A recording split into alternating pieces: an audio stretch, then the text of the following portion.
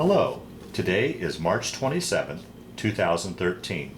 We're meeting today with Mr. Robert Hanlin at his home in Longmont, Colorado. My name is Brad Hoops. I'm the interviewer for the Northern Colorado Veterans History Project. Welcome, Bob, and thanks for sitting down today to tell your story. Thank you. I'm so glad to be able to do so. Well, it's an honor. Okay. Let's start out, if we could. Tell us a little bit about yourself, your date of birth, where you were born, a little bit about your family. Well, of course, I don't remember the day I was born. I was born the 13th of February, 1923, in Tacoma, Washington. My folks were living there at the time. And I spent my childhood up until about the fourth or fifth year. And then they moved from Washington down to Medford, Oregon. And I had an aunt there that we moved in with, Grandma Downs, and we lived there with her for quite some time. And then Dad got a job working for the government. He was a United States Deputy Marshal, U.S. Marshal for Southern Oregon. And his work in those days, there was, of course, it was against the law to sell liquor to the Indians, and there was a lot of that going on over in Klamath Falls. We lived in Medford, which is about 60 miles apart. Anyway, Dad had quite a bit of activity going over into the reservation area, and so that's the home I was brought up in. And Dad was always a kind man. He had taken different men to different prisons at the time after they had their court service, and there were times that he'd tell them, well, if you're ever in Medford again, why drop in, and you know. And I had a bunk bed in my bedroom, and there was more than one time I come home. I worked at the grocery store till about 9 o'clock at night, and I'd come home. I was in high school at the time, and there'd be somebody in the top bunk. I didn't even know who it was, but it was somebody that Dad had taken up to the different prisons and things, and so that was kind of my upbringing there. Now, did you have any brothers or sisters? I had two brothers and a sister. And how did you fit in that order? And I'm the older. Okay. I'm the eldest, and then I have a brother, Warren, who's living in Medford, Oregon still. Brother Don, who was next in line when Don passed away. He had diabetic problems. And my sister, Polly, lives up in Washington, up at the state capital there. So we get together with her once in a while, and with my brother in Medford once in a while. So we kids were brought up just in an ordinary, good, old-fashioned home. Yeah. And Dad was, he didn't use the belt too much. Mother did that. But anyway, then I graduated from high school. And Let me jump in real quick before we move on with your story. One question I always like to ask your generation, was your family much affected by the Great Depression? Yes. Excuse me, they were. I'm sorry. Dad was worked with the CCs before he got the appointment to there.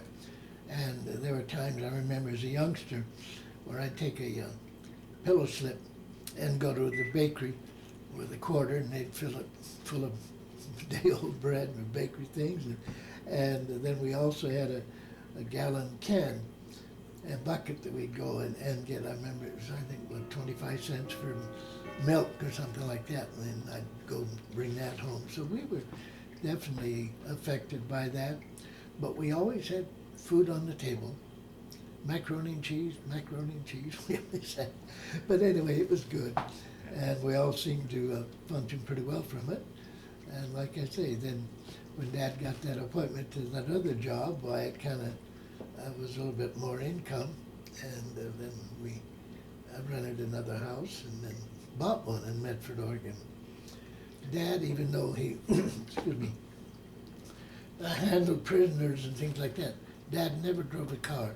Really? I never did see him drive a car. Mom did all the driving, and often when he would have to go to Klamath Falls, why, he'd get a ride with some of the state police going over that way, or there'd be times he'd hire somebody to go with him and drive the family car. Any idea why he never wanted to drive? Never would. He just didn't explain it. he just never wanted to do it, so mother did it all. Yeah. And so we just lived with that. I graduated from high school. I worked in a grocery store, as I mentioned, and then I was going to go to college. So And what year did you graduate from high school? 1941. Okay, the spring of 41. Yeah, Okay. Medford Senior High School. Spring of 41, I graduated and planned to go to college. So I said, well, I'd work a year and get some money and go. So I went to another grocery store that I worked at other one for years, all through high school. And I was working at the other grocery store and was planning on having a little money to go to school with. And then, bang, here came December 7th. Do you remember where you were and what you were thinking when you heard about that? I was in Medford, and it didn't really dawn on me the seriousness of it. You know, just it was something that happened, and I knew there was a war going on over in Europe, and didn't affect me too much. I didn't think, but this did, because this happened on the 7th of December, 41, when Pearl Harbor was hit, and so my dad just says, well, why don't you just join the service, you know, you can't miss going to school, and you go to school and you get out. So I did. I went down the 20th of December, 41, and there in Medford, and Dad was good friends with the naval recruiter, so he sicked me on to him. And So that's the reason you chose that service? Yeah, Okay. That's why I went in the Navy, because Dad was a good friend of the recruiter there.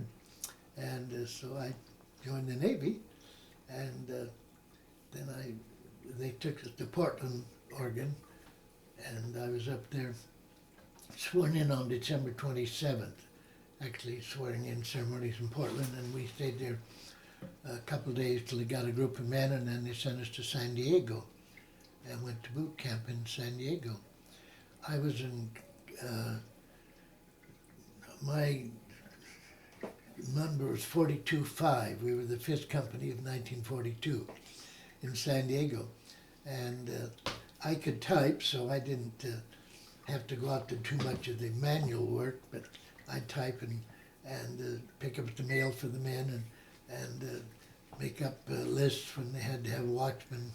They teaching us, so we had clothesline watch. Every 2 hours, 24 hours a day, we had somebody in our unit out guarding the clothesline, you know, just to get us ready for the service. Yeah. Well, let me ask you, how was that transition going from civilian life into military life for you?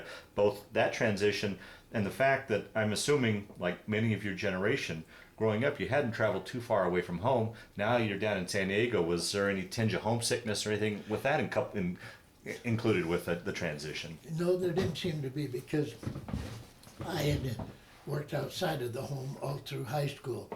Excuse me, worked for this grocery store, and it was a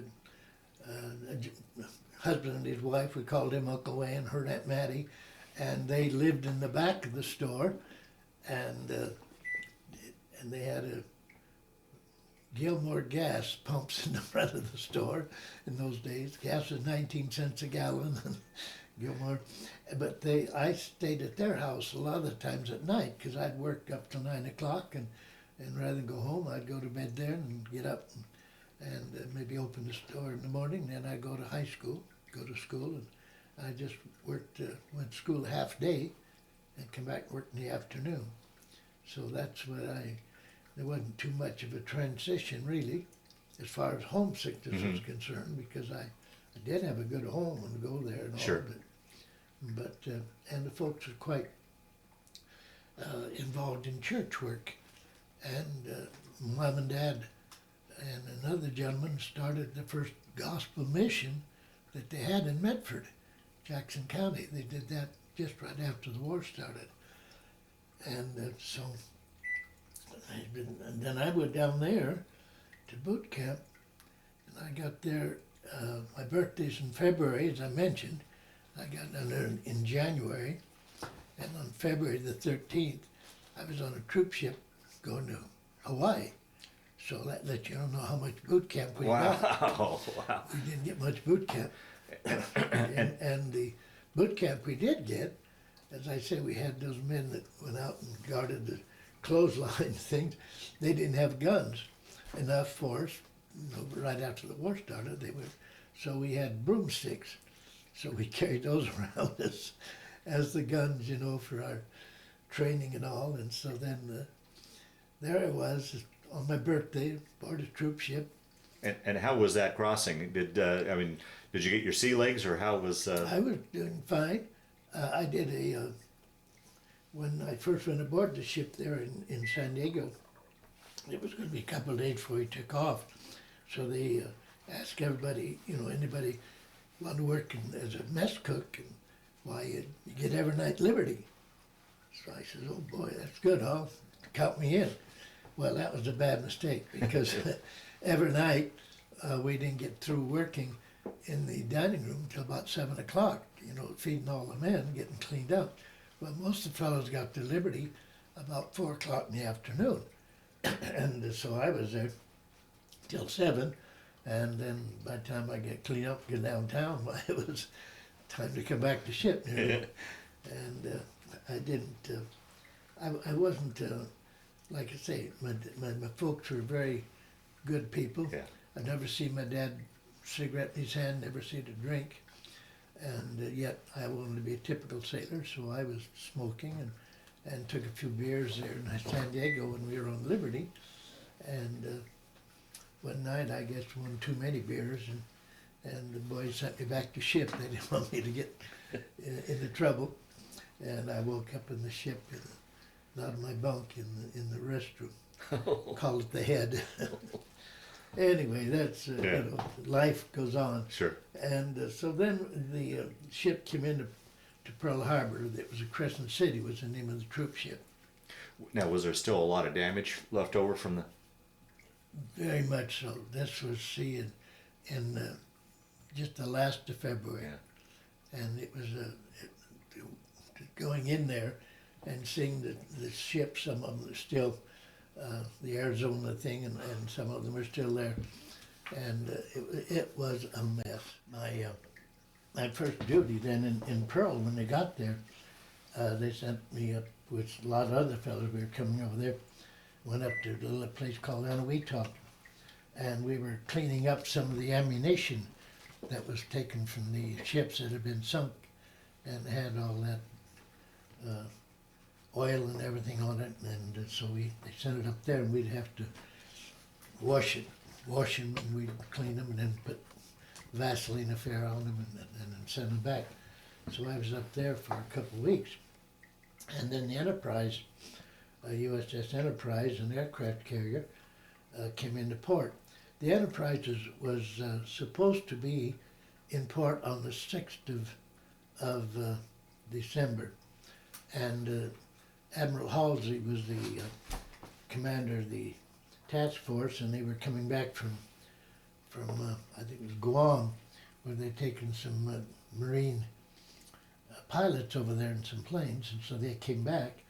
And the Stormy and some of the destroyers were having a real battle in the storm. They're just hitting the water, going up and down. And so he slowed the group down. He said, we'll just go in a day late.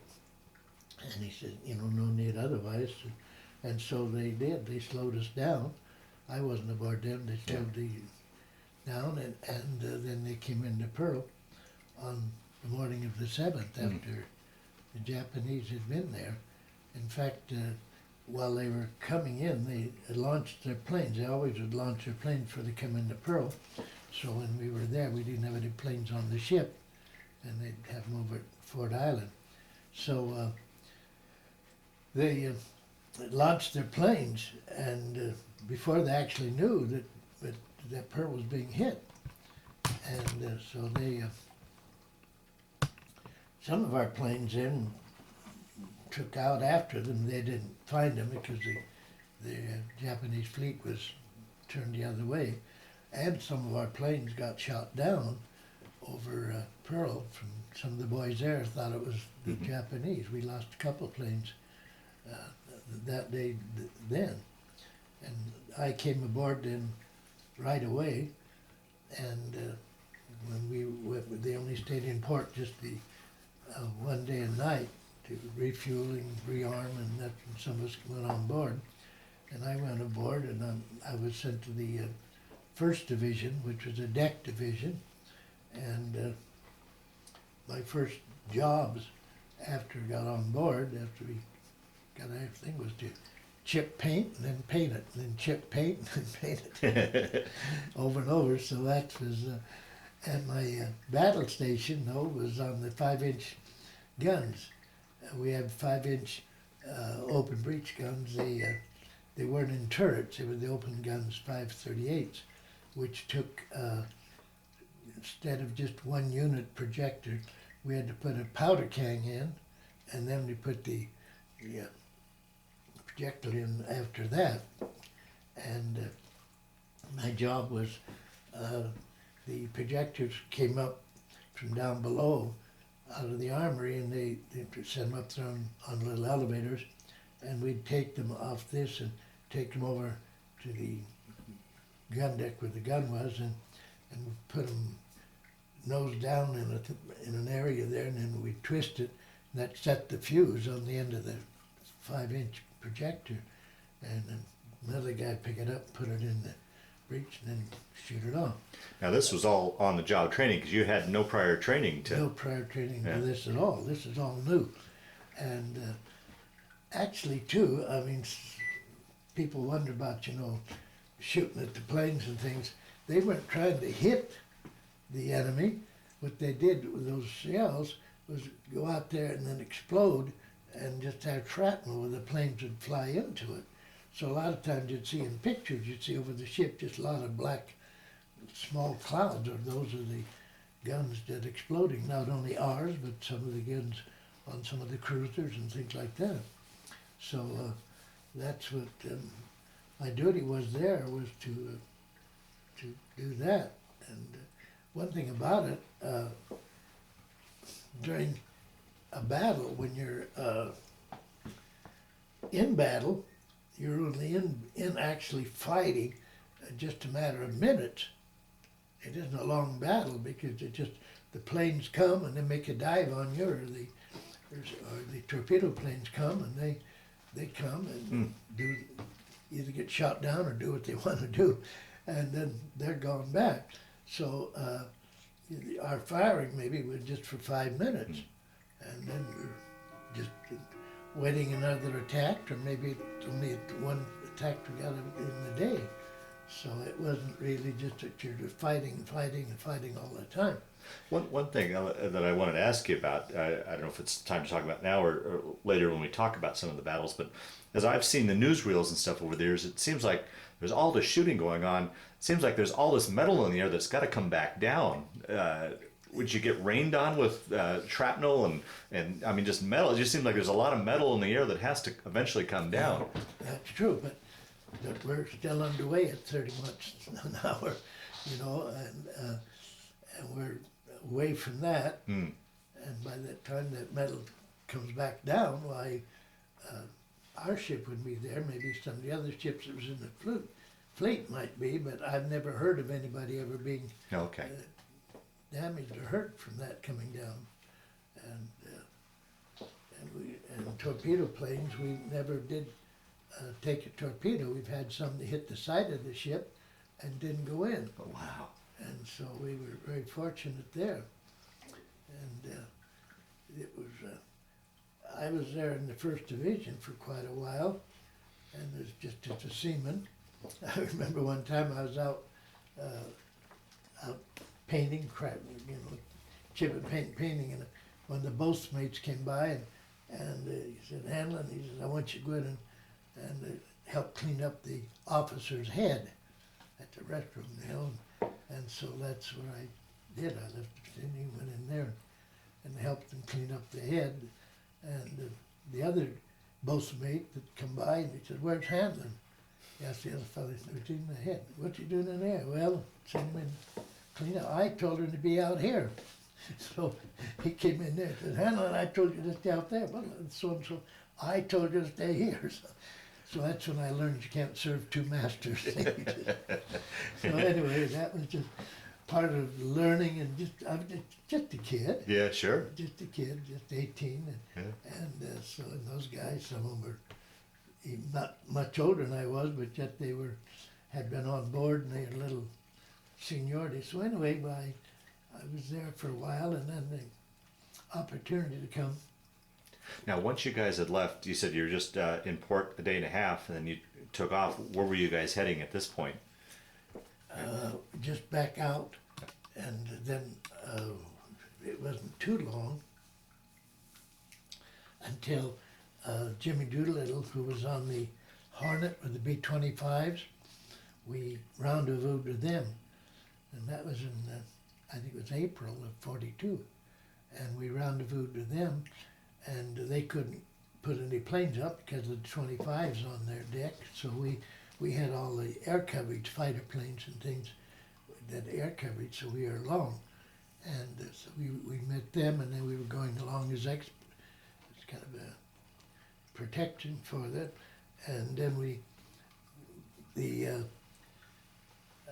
Japanese fishing boat was out in there. We ran into that, and they were afraid that he might have radioed in about the fleet being out there, so they didn't take them long to get rid of that fishing boat.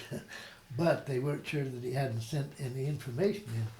So Halsey was on the Enterprise, and Doolittle was on the Hornet.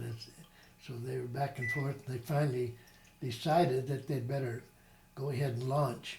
And they launched just about close to an hour earlier than they thought they were going to do it, which was really a situation that put some of the B-25s into an area where they're going to run low on fuel, which they did. So they did launch them. I was topside on the battlefield, and I saw them actually taking off the 25s. Wow. The first one, of course, was Doolittle. We didn't know who was in the planes, but I remember the first one that took off the Hornet, then he got out there and just barely down to the water, come up. He didn't have much running room on the deck. And then the other ones just a little bit more, and finally they all got off, and none of them hit the drink right away. But they rendezvoused and went on over there. But some of them their thought was that they were going to bomb the mainland and then go over to China and land. But some of them who was they're part of the bombing of the mainland was a little bit north than what they had enough fuel that they went up there to bomb, and then they ran out of fuel before they get in China. Some of them went into the water between Japan and China.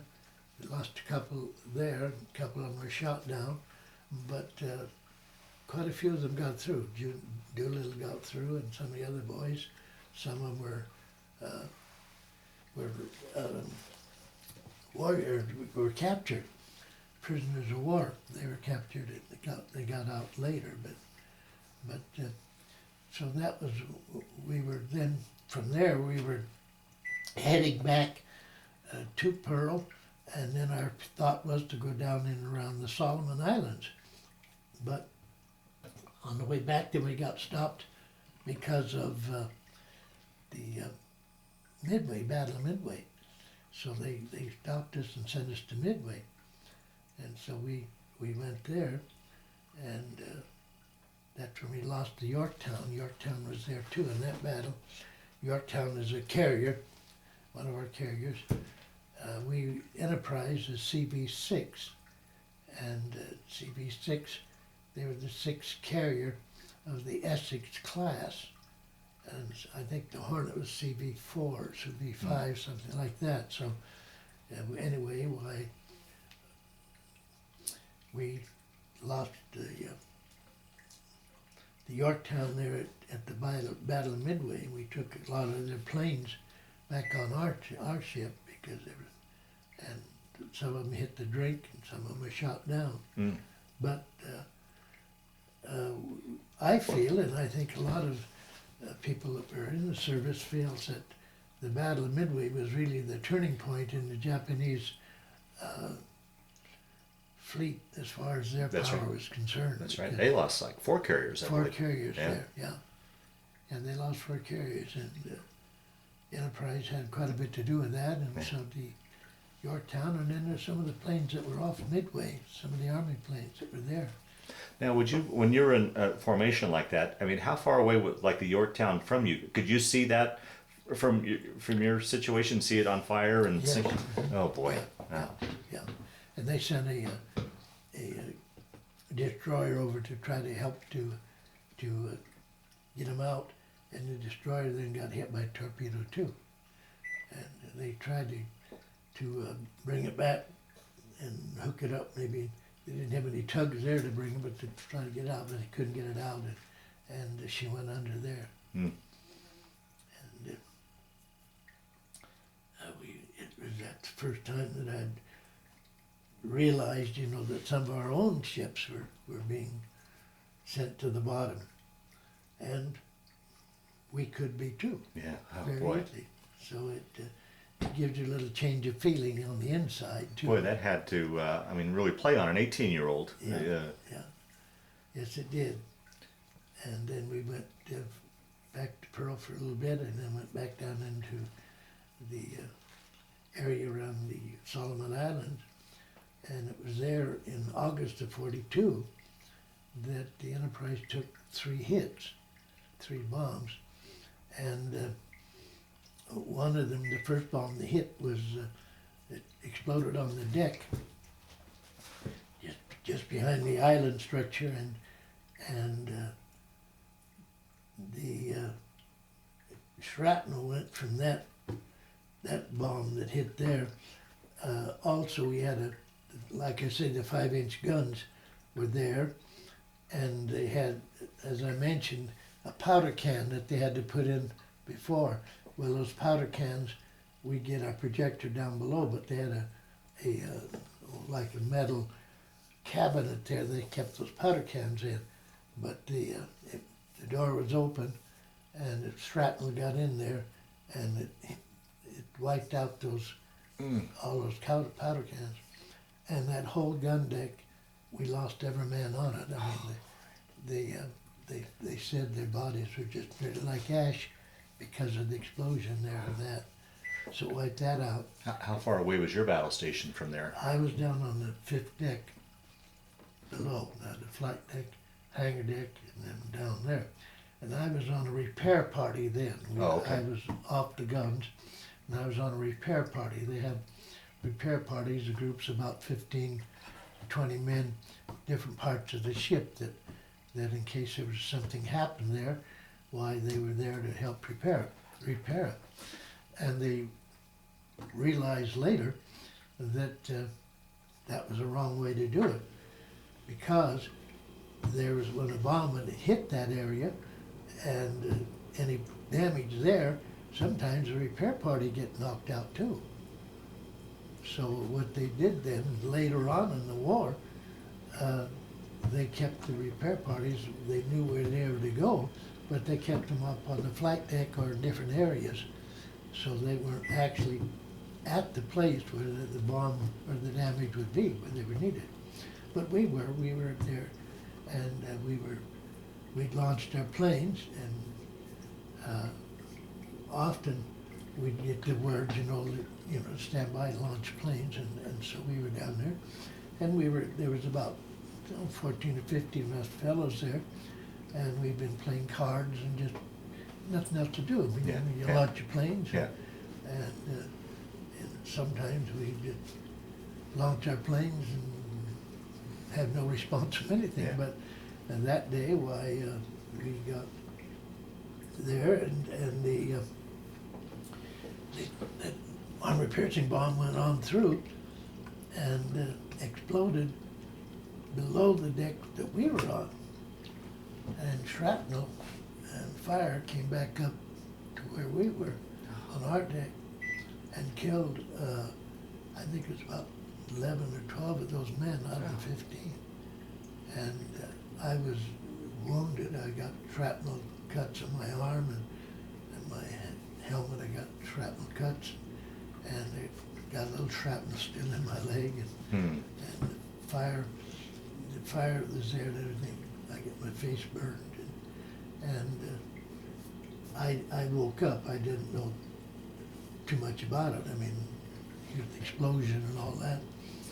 And when I woke up, I was out of that area, just kind of out in a little passageway, and the medics had been there, and they realized that I wasn't going to die or anything, but wasn't that serious, and they just gave me a shot that took me down, and stayed there.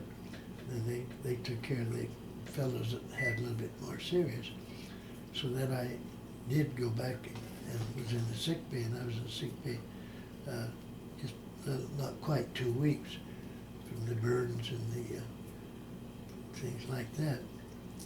So that was, we lost, I think it was about a little over men, about 90 men that day we lost. And it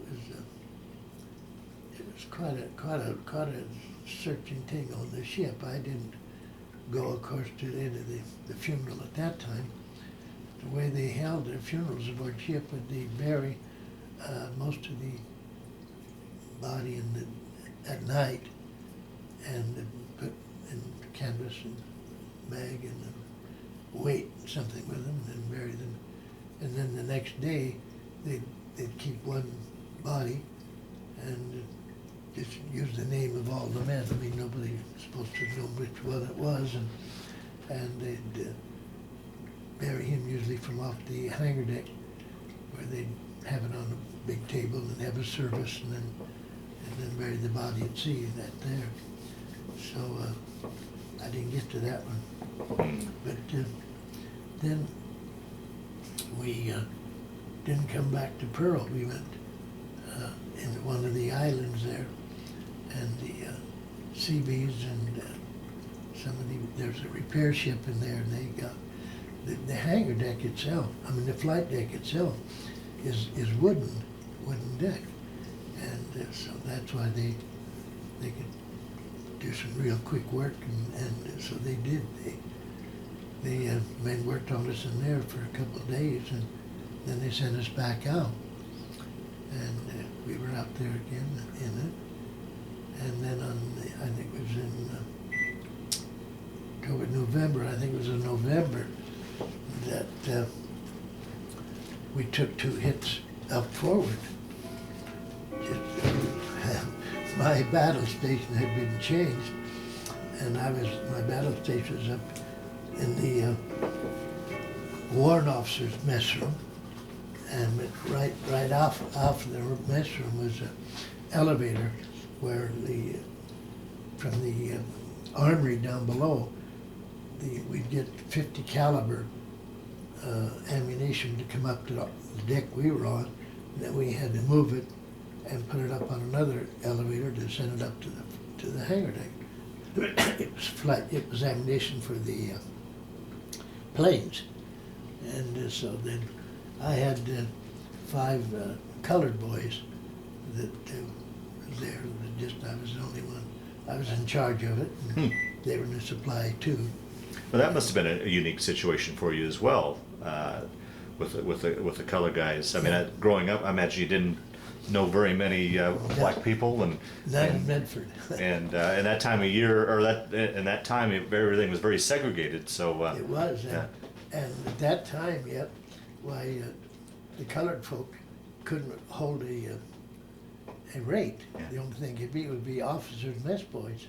Yeah. That's all they could do. It was later on that they let them enlist and give them a seaman's rate or something like that, but they were just mostly the mess boys. And the colored people, I love them, and I get along well with them, always have, and still do. Mm-hmm. And but not all of them maybe, but some of them, when there's a stress, well, you can know by body odor that they're under stress. Really? Yeah. You know, and I detected that when the boys were there, because we were all close together in that little area where we send that ammunition on up. And then we were there when the bomb hit up there in the forward area.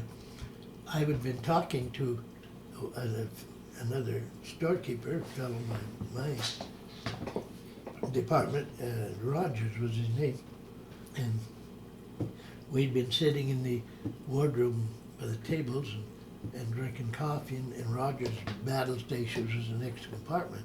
So he, and then when they told us to stand by to repel an air attack, that's when we all just really manned our battle stations where we were. And I just got underneath the table there in the mess hall, and he went on in the next compartment, and he just went through the door, and he just had swung dug it there, and he got through the door, and it was just a little while the bomb hit up there, and we never did find Rogers. We found his dog tag and things like that, and I had the honor, I'd say, to get these things together and stuff and go through them and send the things that we could send home to the family. Mm-hmm. We didn't send everything, but we could send some things to them. So that was another time. Well, how, let me ask you as well. I mean, I look at my own situation as an 18-year-old, and probably maybe the most violent thing I had ever seen or death was maybe a dog hit in the street or something. You're seeing all this violence and losing close friends and in very violent ways. What was that like as an 18-year-old? How did you deal with that? I know, I don't know if maybe your faith played into it, but talk a little bit about how you psychologically dealt with.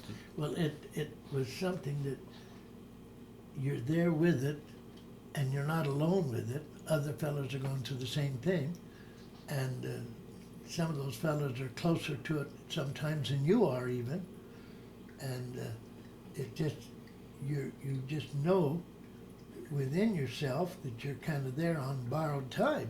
Mm. You know, you just don't know. And I know that when I was just before the bomb hit, and when I got out of that card game up there and everything before I got wounded, why I got off and I started praying. You know, just talking to God, and like I mentioned, I've been brought up in a home where Right. the folks were active in church, and so I started really talking to God. And then when I was in the sick bay after, and was in there for those several days, and there was some wonderment about my eyesight because of the flash of the bomb and things. They didn't have any knowledge yet, and I offered God, I promised God that I'd do whatever He wanted me to do, and if He'd give me back my eyesight, and that I would just do what He wanted me to do. I didn't know He was going to call me to be a pastor or anything like that. That wasn't my thought then at all. I'd be a better boy, better man. Yeah. And do things in a different way. And so that's, God heard that prayer, and he gave me a feeling of peace with it. Okay. And with that feeling of peace, I had the feeling in my own heart that if it happened again, and that I was ready now to meet God. Okay. Where before I wasn't. Yeah. I mean, I was, carousing and drinking, and Yeah. we even had a still in my storeroom where we ran off some of the medical Jews. That was another story. I took off one night. I was going to the watches we had were 4-hour watch, 4 on, 4 off, 4 on, 4 off, and then they dog them on the evenings. You get 2 on and 2 off, so you never get 2 nights in a row. One night you get from 8 to 12, and next night from 12 to 4, and so on and so forth. And so I'd had a couple of cups of coffee and things down there in the storeroom before I left, and put a couple of teaspoons of that real hot stuff in it, I didn't think it was going to affect me that much, but then when I went up to relieve the watch, why I tripped and fell over some of the cable that was on the flight deck. And then when I stood up, well, I stood up facing the side rather than going up on the angle where my battle station was.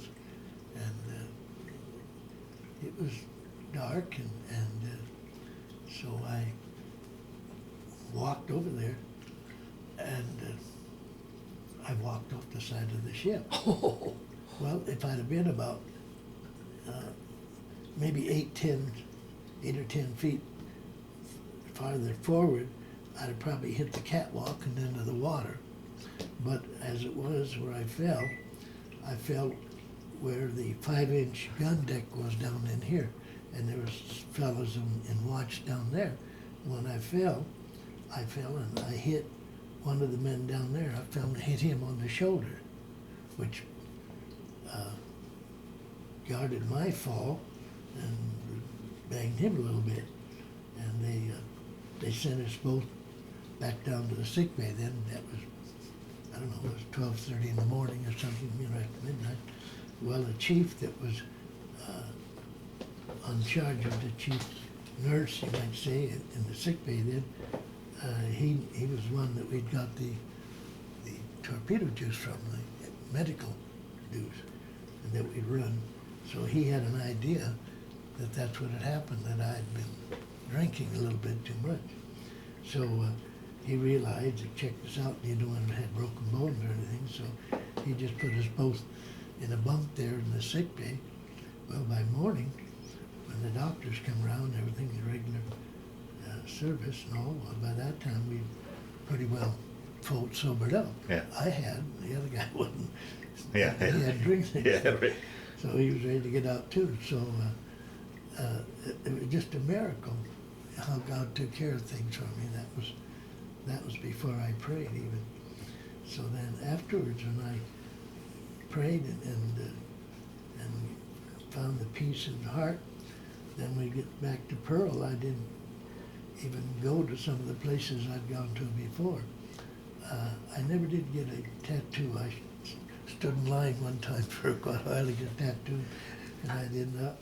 And I'd stood in line once to go in one of those houses of ill repute, and I never did go in. And of course, after I became a Christian, I didn't even go down into that area anymore. So then we started a Bible class aboard ship, and we just, a few of us fellows got meeting up in the pilot ready room, and we were meeting up there when we could, when we weren't on watch, and we'd get up there and have a little Bible study and things, and that started to really grow, and we outgrew that, and they gave us permission to use the library on Sunday evenings, not on the morning, but we'd be in competition with the ship's chaplain, but I mean, we'd use the library Sunday evening, and then there'd be other times we'd just go topside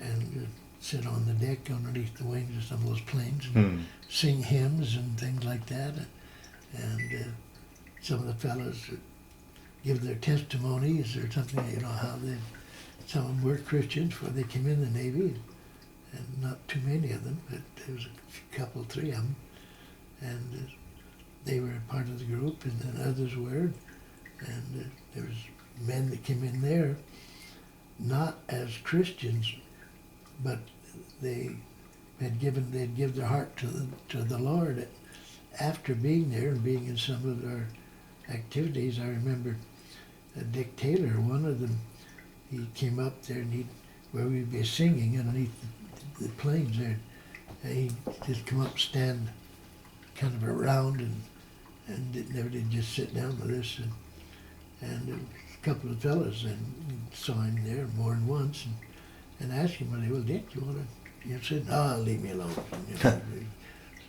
So they did, they left him alone, but it was not too long after that he came up, and he said he heard the singing, and he went over up toward the bow of the ship and just stood up there and kind of watched the water and everything get peace. And he said it just was so peaceful. And he said he told the Lord, he says, I just would like to have what some of those fellows have. And he said the Lord spoke peace to his heart. So then pretty soon he came and joined us there. And I remember when Dick got off the ship and got transferred and trying to get out of the Navy. And he and Bruce Birchfield, who was both in our Bible class, and Bruce lived up in Pittsburgh, and Dick lived in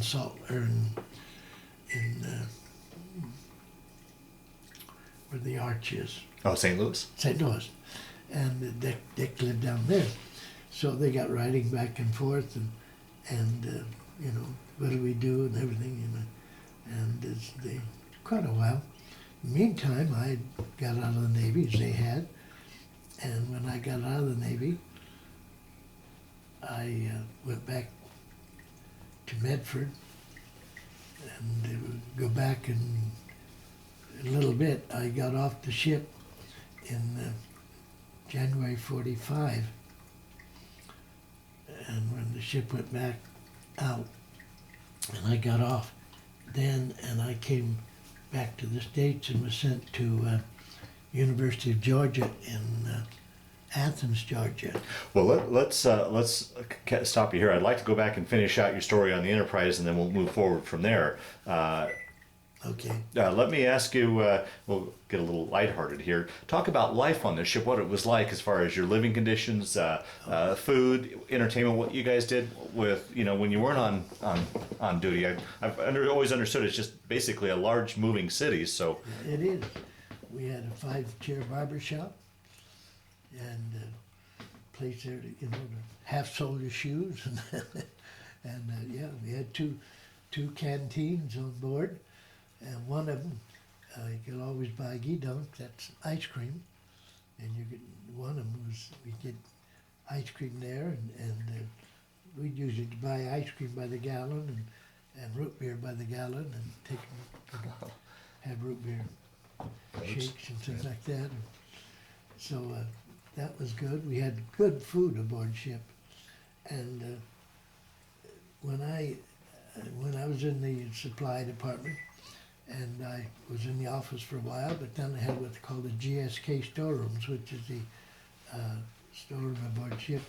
The stores aboard ship, it has all the little utensils and plumbing supplies and engineering and just the things that are needed, you know, they check them out, and machinery and tools and things, and that was my station there. I was ahead of that. So I took my bunk bed and just lived right down there in the stove. Oh, is that right? Yeah. And it was, I had a 2-burner plate there, and I'd make coffee and things like that. I'd mentioned about the black boys, who were these officers, stewards. Mm-hmm. They'd come down there and they'd want to write a letter on my typewriter. They'd just hunt and pick, and they'd want the letterhead paper from the Enterprise, you know, and they'd want to write a letter home, and they'd come down, and well, they'd usually bring me a chicken casserole or some steaks or something like that, and I had half a case of eggs there most of the time from the kitchen, and I had the cooks in there would bring me things, and there'd be sometimes quite a while I wouldn't even go to the mess room because I had so much food down there. And the cooks, to clean their grills, we had the big blocks, and they had, you know, the block to clean their grill with, but they weren't supposed to use steel wool on the grill, but steel wool cleaned it about 3 times as fast as block would. So they'd bring me down a half a case of eggs and trade it for steel wool. So that's why I had my food down there. And I had 2 bunk beds down there. They were in the wall, and in the winter, I mean, when it's real hot, I had and another storekeeper was there in this big storeroom with me, and we'd tie a pair of our dungarees on the hose, bringing the cool air in. We tie that, then one leg to one bunk and the other leg to the other bunk to cool the bunks off. Anything, just to do it, and there's things like that you do it. On board the ship, the planes, when they land the planes, there's an officer back there in the after part, and it's on the starboard side of the flight deck, and it's off the main flight deck, and a officer stands there, and he guides the planes coming in to land. And when they're ready to okay to land, he'll just cut it, and they'll go ahead and land. Sometimes he sends them around again. Well, underneath this platform out there, there was a big net, and it was net had maybe two inches openings in it, and got clear underneath him and back underneath the flight deck where they tied it up and everything.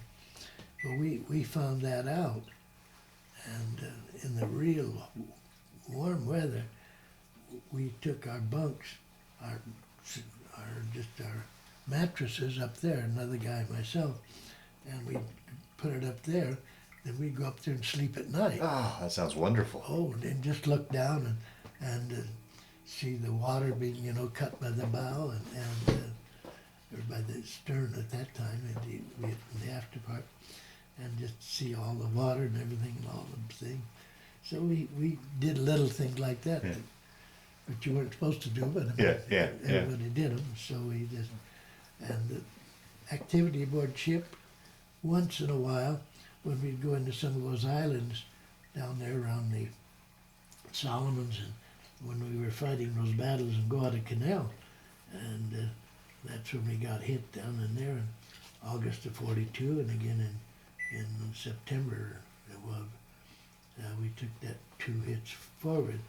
Why, we'd go into some of those islands there, and they'd give us an R&R half a day, send half of the ship in that wanted to go, or I don't know how they did it, but I mean, we'd go in there for a couple of days, and they'd send us over, and we play baseball, and they usually had a beer apiece for the men, and we the Christians that didn't drink beer, we had a lot of friends that Right, yeah. get that bottle. Yeah.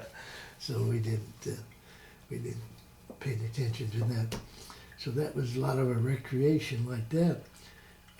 The Enterprise for a while was the only aircraft carrier that was still out there. Like the Yorktown had been sunk, and a couple of the others had. And so we were, there's a place called Espiritu Santo down south, and it's down by Australia in New Zealand, down there. And it was just a little bit too far for the Japanese to actually bring their fleet down there, but we'd run into a few of their subs in that area. But anyway, Espiritu was a big place, and we'd go down there and just drop anchor for maybe a day or so. And other ships did the same thing, and they had some Seabees that were stationed down there, and a repair ship down there. And so when we were the only carrier out there, we'd come out of Espiritu, and then we'd run like the wind as fast as we can. Take about 2 or 3 days running up here and go by the Guadalcanal, by that area, and then we'd launch planes to drop on the island over there. Then we'd turn around and we'd just go back as fast as we could again, launching planes, and then we'd go back down in here. We'd stay for 2 or 3 days, and then we'd go out and do that. Well, the Japanese thought it was more than just one carrier. Ah. They didn't think it was just the one carrier. So we did that until we did get another carrier out there. So that Boy, things were pretty dicey there for a while then, you know. oh yeah, yeah, there's like I say, the battle time isn't much time. It's going to the battles and going from the battles and getting ready Yeah, for the battles. And sometime you'd be in the battle area maybe all day, and maybe you'd have maybe 1 or 2 air attacks. You'd stand by to repair to take care of these air attacks come in at you, and then you'd be gone. Maybe they'd be gone, the Japanese fleet, and we'd go and be gone too. So a lot of times that we didn't actually see any action. In fact, to my knowledge, I think there was 33 major sea battles in the Pacific. Well, 33 from 42 to 45. That's not too many sea battles. Yeah. Well, now, from what I understand, the Enterprise was the most highly decorated ship on the sea. How many of those battles were you part of? I was Enterprise, the most decorated ship, World War II, and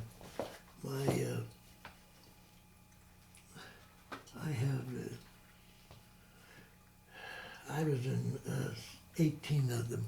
Wow. Yeah, I've got my ribbon over there that got these 3 silvers, which is 5, and I think it's 2, maybe it's 17, and then 5 and 2 give me 17. Yeah, amazing. Wow. 17 out of the 23. Wow. Wow. And the Enterprise is only in 20 out of the 23. She wasn't in all of them. So I was with her out of 20 out of the or 17 out of the 20. 17 out of 20. I'll be darned. Wow. Yeah. Wow. You had mentioned earlier, you know, the black guys would come down and want to type letters home. Talk a little bit about, in this day and age when we've got computers and cell phones and such, talk about what communication was like back home, particularly with you guys on the move all the time. Well, we had what they call a little V, the V-mail? V-mail, and we'd fill those out, and when we come into these ports and things like that, where we'd go in there like get refuel and maybe go in there like Espirito Santo, you know, and we went in the truck and some of those other places, and we talked up north, and they'd send our mail to us there, knowing we were going to be there, and then we'd have our mail and be gone from there. And that was, I wrote a letter home one time, and I mentioned to my dad that I'd had a pair that had come from one of the packing houses there in Medford, and still had the wrapper on it. So I wrote and told him about that, and he told the local newspaper there, and so they printed that too at the time. So we got back and forth. There was a sailor, Clyde Thompson, from Medford. His mother owned a small restaurant there. I didn't know him before, but my dad did know her, and so Dad, in one of his letters, mentioned to me that he was talking to Clyde's mother, and that Clyde was aboard ship, and he was in the sick bay because he had a heart murmur, and so they were going to send him out when we get able to, if it was a hospital ship or come into Pearl or something, they'd put him off. So I go in and introduce myself to him and wrote for several letters for him home to his mother. And Clyde did get off, and I forgot about him and everything. And he was discharged from the Navy, and he became an alcoholic when he got out, and he was out before the war was over. And but Clyde in Medford, after the war, when some of the men from the Enterprise that had been in the Bible class had become Christians, and I'll go back and start talking about that other while when those two men, one in St. Louis and the other, and so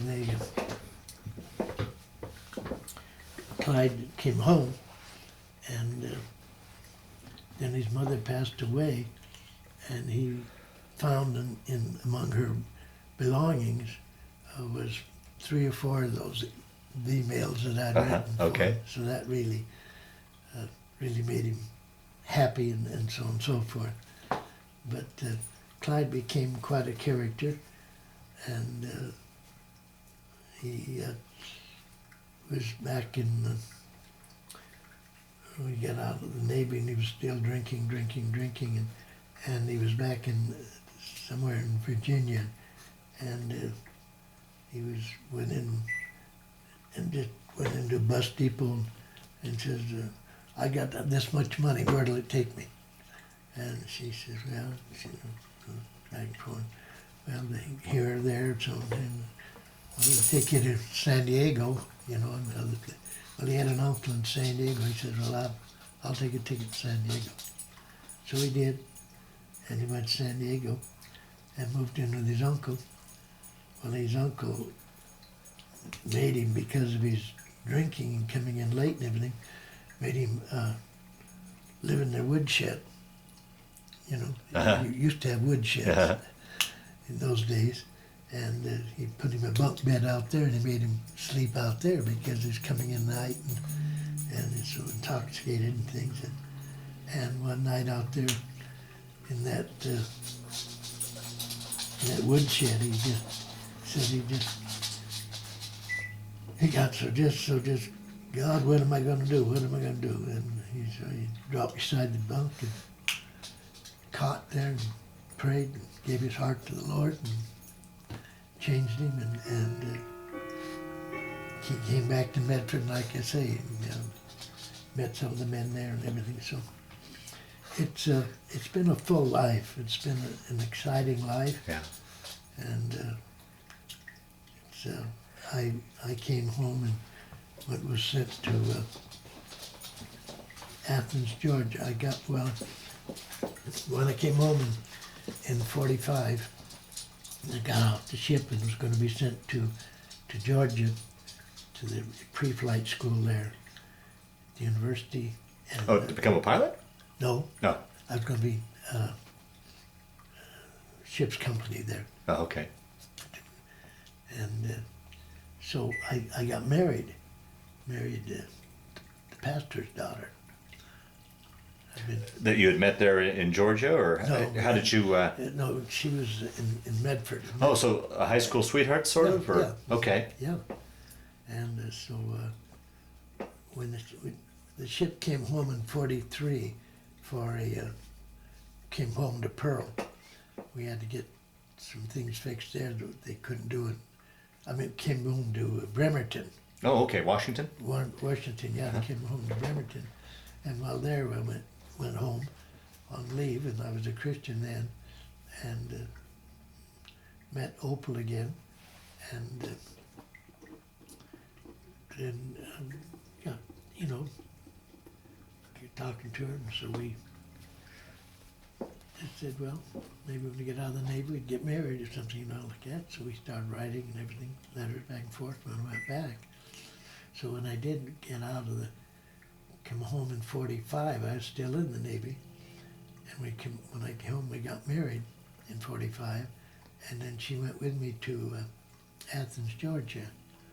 And I was at the, we'd call it ship's company there. We were, they had the pre-flight school for the cadets, and our job there was, there was only about 15 of us in the naval, so that we didn't even have any place to live or anything. We got what they call subs and quarters we got, and so we rented an apartment there and things, and so that's where we were when the war ended.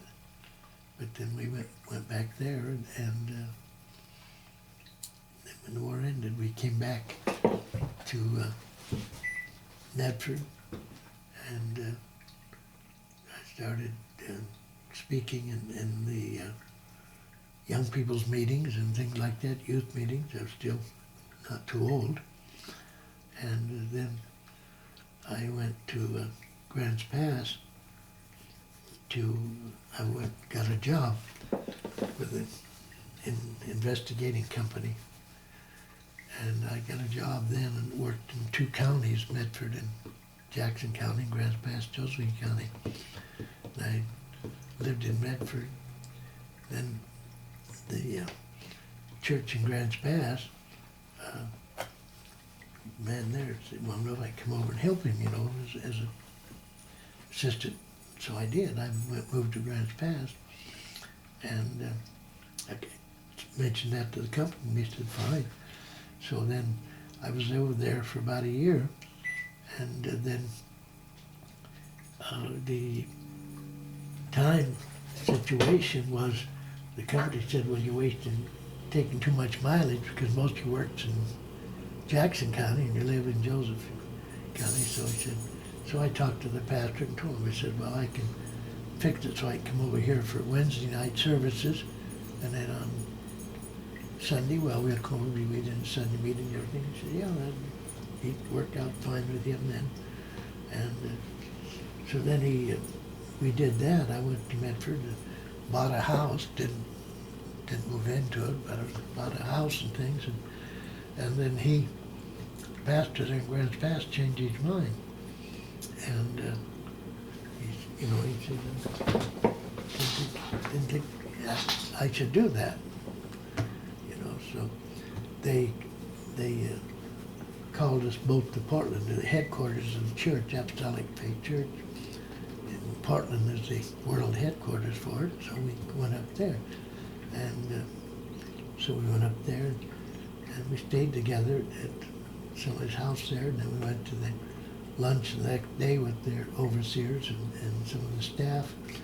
And so then the general officer says, well, DeWitt, Myers, what's the problem, And he said, well, I think it's time for me to retire. Well, that isn't what you come up here because you said, about, no, he says, I think it's time for me to retire. And, well, he says, what do you do then? And, well, he says, I've got enough, I can just, retire. And they, he said, well, who will we have in Grants Pass? And one of the board members there in Portland said, well, Bob has been there for a year now.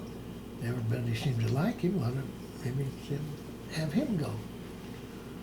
And I said, well, I work for that company. I said, I just bought a house in Medford. And DeWitt Myers says, well, I'll buy that house from you. I hadn't moved into it. So that's how I took over the church in Grants Pass. And from there on, I was in Grants Pass for 6 years, in Eureka, California for 5, Eureka, Washington, for 5. Come on, Bob. I was in Grants Pass, and then went up to Chehalis, Washington for 5, and then went down to Los Angeles for 12, and to Los Angeles for 6. Came back and went to Eureka for 11, went to San Francisco for 12, went to Vancouver, BC for 6, and retired from there. And went back to Grants Pass. How many years altogether were you in? 53, I was pastor. 53 years. Yeah. And then after I moved to Grants Pass, after I was pastoring, when I was in Vancouver, I told him, I said, as long as I'm sitting in this chair, I said, there's young fellows here that, in Canada, and we had one there in the church in Vancouver, and I said, he's well capable of, being the pastor and things, so I said, as long as I sit here, it keeps him out, so we agreed, let me retire, and he did take over the Vancouver church. I came back to Grants Pass, and then I had a motor home, so we would go to Sacramento, for an example, and we were starting a church there. And so I went there. They didn't have a pastor, but I went there and stayed with them for a while. And we got a church and bought a parsonage. I didn't live in it myself. I had my motorhome, and we got a pastor for it. Come there from a church back in Kansas, and so he took the Sacramento church, and I just did things like that until 2001. I came out here and drove my son's U-Haul truck. He was moving here. My daughter already lived here, so I drove one of his trucks out, and then we got saying, well, both of our children here, we just will come too. So we did. And bought this, went back to Grants Pass, and got rid of the stuff and came back. And Opal lived, she passed away 96, my first wife. And so then... So you were married, what, 50? 53. 53? No, 63 years. 63 years? Yeah.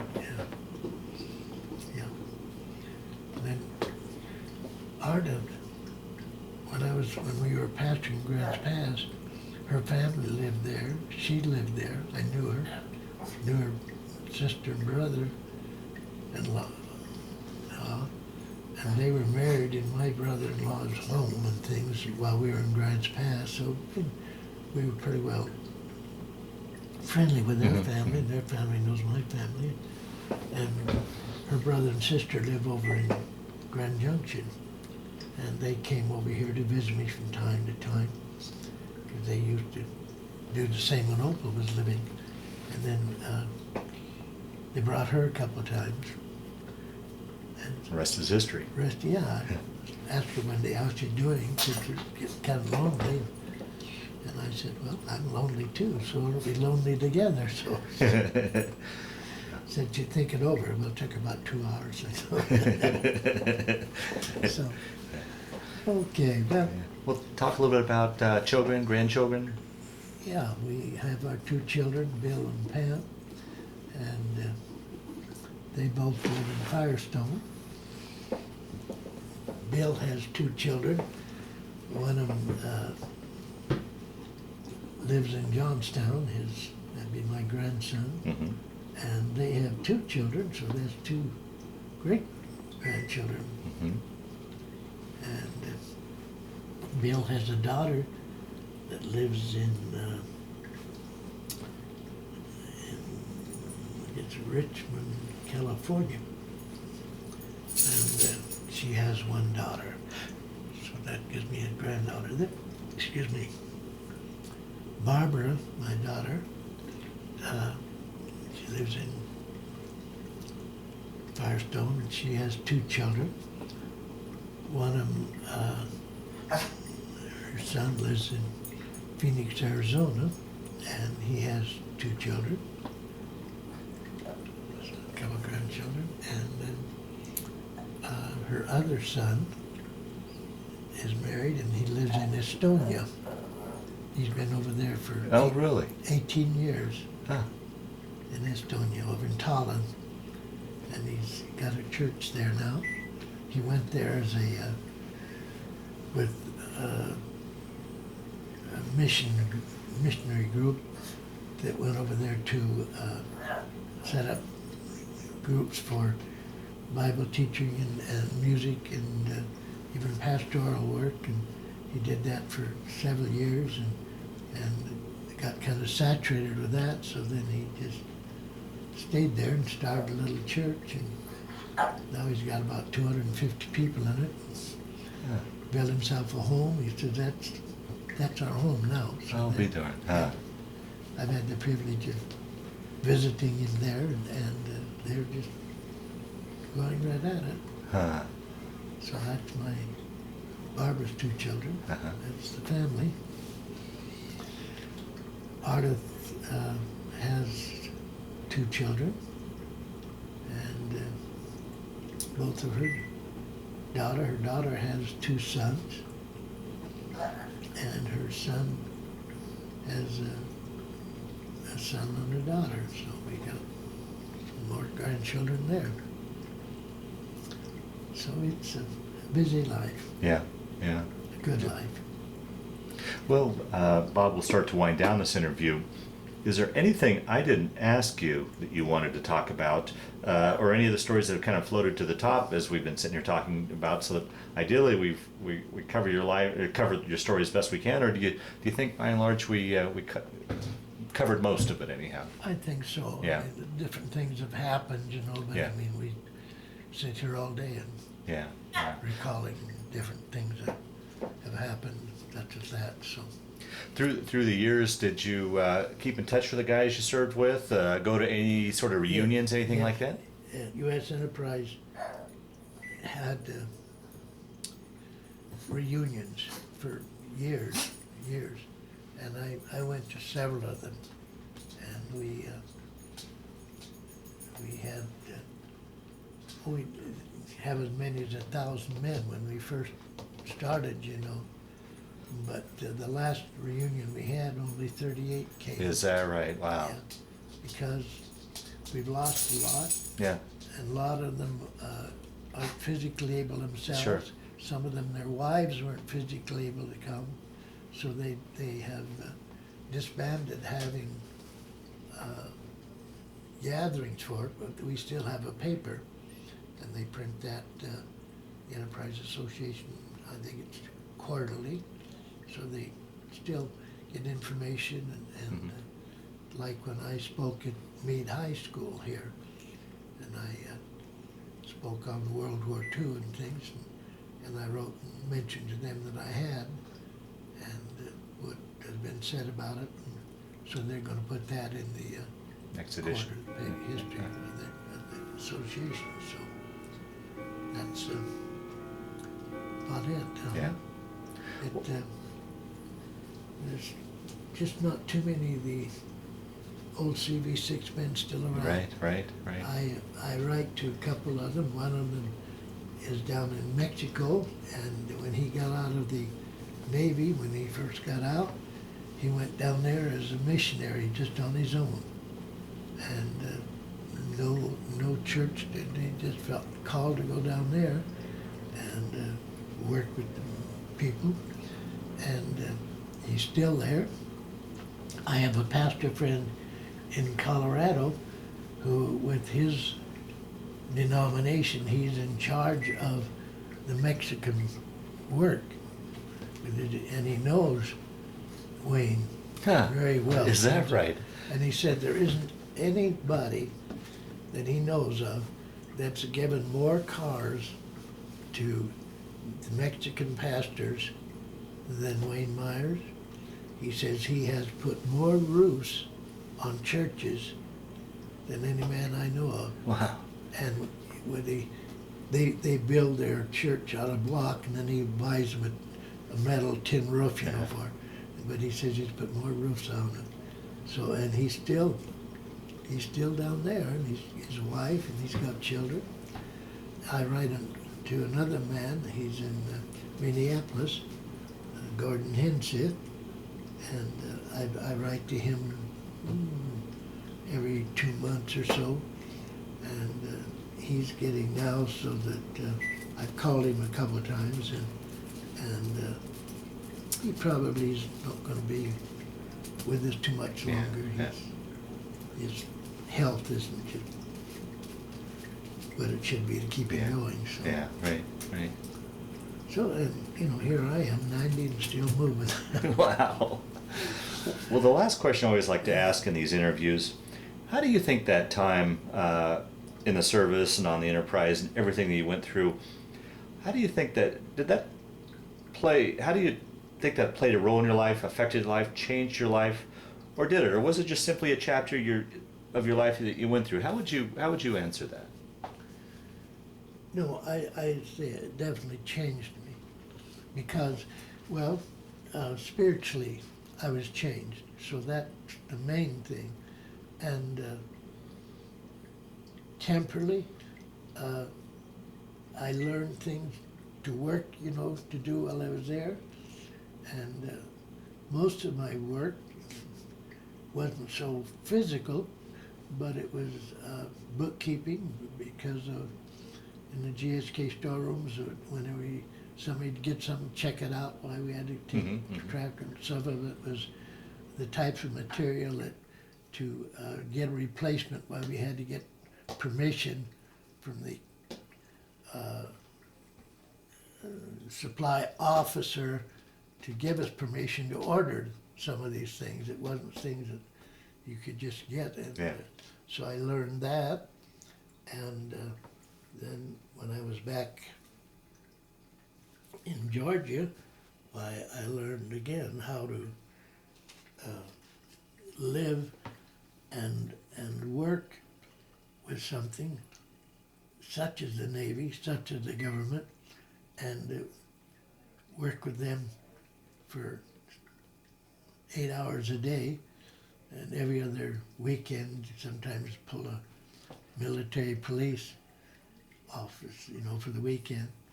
And I learned how to do those things and not be slothful with it. I mean, it was something that had to be done, and I know other guys that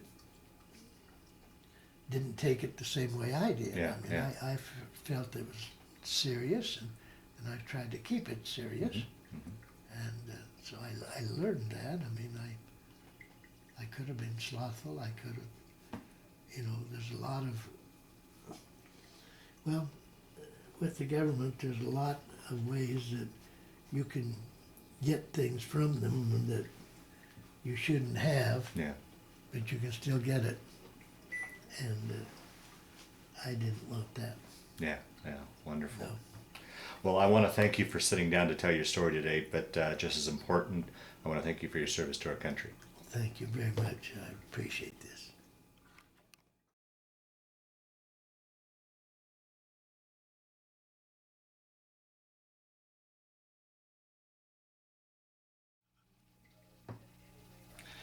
That picture that's showing there is Reverend Crawford, who was the general overseer of the Apostolic Faith Churches at that time, and he and I were looking at a testimony that I had given at the congregation, and they had printed it.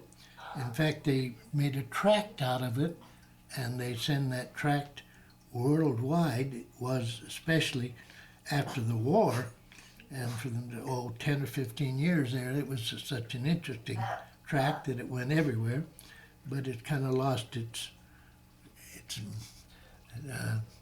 how do I say, the favor of it now, but it was a good time then. Huh. Thank you.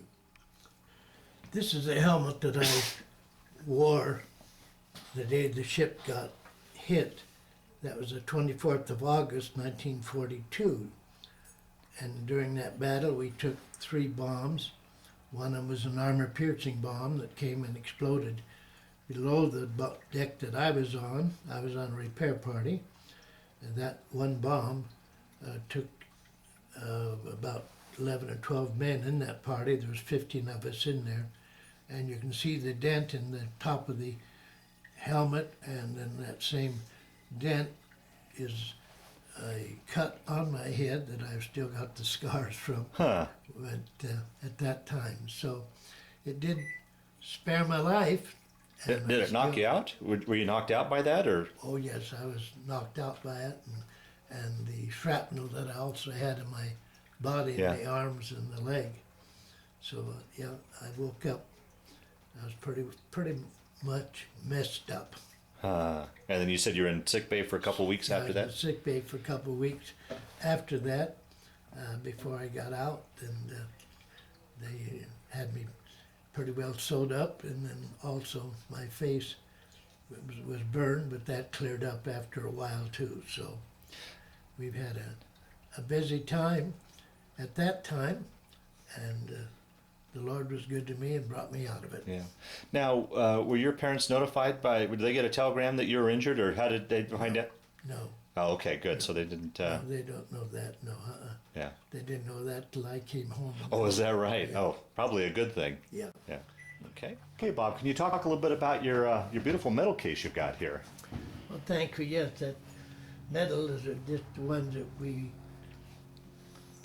the ship received, most of them really, and being a member of that ship's crew, we got them too. The Purple Heart, of course, up at that corner, that is a individual medal that individuals get, and you have to be wounded in action to receive a Purple Heart medal. And I did. I was injured in 1942 in August, and that's when I was given that one shortly after that. Then we have the Good Conduct Medal, that's one of them. And then we have the, I can't read. American Defense. American Defense, and then the American Campaign. Campaign, and then the next one is the Asiatic Asiatic Pacific Campaign.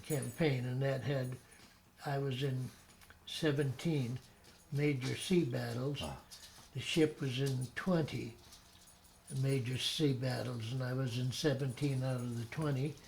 They were 23 major sea battles during World War II in the Pacific. And as I said, the Enterprise is in 20 of them, and I was in 17 of them. So those were the battles, the medal for those battles. Uh-huh. The World War II Victory Medal, and then the Combination Action Medal, and then the Presidential Presidential Medal that we got 2 of those. Wow. The ship did. So we got that. The next one is Unit Accommodation. Combination, and the middle one is American Defense Service. American Defense Service, and then the Sea Service, and then Naval Service, and then Honorable, what's that? Honorable Service Honorable Medal. Service Medal, yeah, that's right. And then they got the dog tags Uh-huh. down on the bottom, and also it says my name, United States Navy, USS Enterprise CV-6, and World War II. The top insignia on the top is a first-class storekeeper's insignia that you wore on your This is sleeve. this right here? Yes, Okay. and you wore that on the sleeve of your jacket or your coat, whatever was on the outside at the time. So there they are. Very good. This is a picture of the USS Enterprise showing the planes that are on board at that time on the up forward. That leaves the after end available for planes to come in and land, and that's what's happening here. This is before the planes are there ready to come in and land. The island structure there in the center is where they have a lot of your radars and different fire control systems and everything are there in the up in the island structure. There's a 5-inch gun deck down right in there, and I was on that 5-inch gun deck as a loader when I first went aboard ship. When we loaded the guns, we had to put the powder keg in first and then the projector, and it was my job to get the projector with the forward end turned so that it would have a clock on it just when to explode. We don't try to hit the enemy with our bigger ammunition like that, but we just try to get some shrapnel up there that we're flying into, and that's why these shells explode. The 20 millimeter is different, and the 40 millimeters. The 40 millimeters are here right before the island structure, and they're there's 4 of them together, and they just go bum, bum, bum, bum, bum, just like they're going to hit the plane. I mean, that's what they want to do. Then on each side, right at the flight deck, just below the flight deck, we have 20 millimeters. And the majority of the 20 millimeter guns were shot by the Marines. We had some Marines aboard ship, and they were usually the gunners on the 20 millimeters. Some of us sailors that would be there to change their ammunition can, and so we'd be there to help them in their firing. So the ship had quite a bit of action that they can get rid of. I know the new Enterprise CV-65 doesn't have any armament on it at all. The only thing it does have would be some depth bombs for submarines. That's all they have. They don't have any guns, and they depend on other ships around them to get the protection in the air for them. So those are the days, good old days. Yeah. Now I imagine you said you had Halsey on board as well. Was he? So you were the lead ship. So not only that, with having Halsey, but being an aircraft carrier, I noticed there's ships in the background. So you were pretty well with a picket fence and pretty well protected. Is that correct? Yes, with other ships too. And Halsey was aboard quite a bit at the time, and he was we call a task force commander.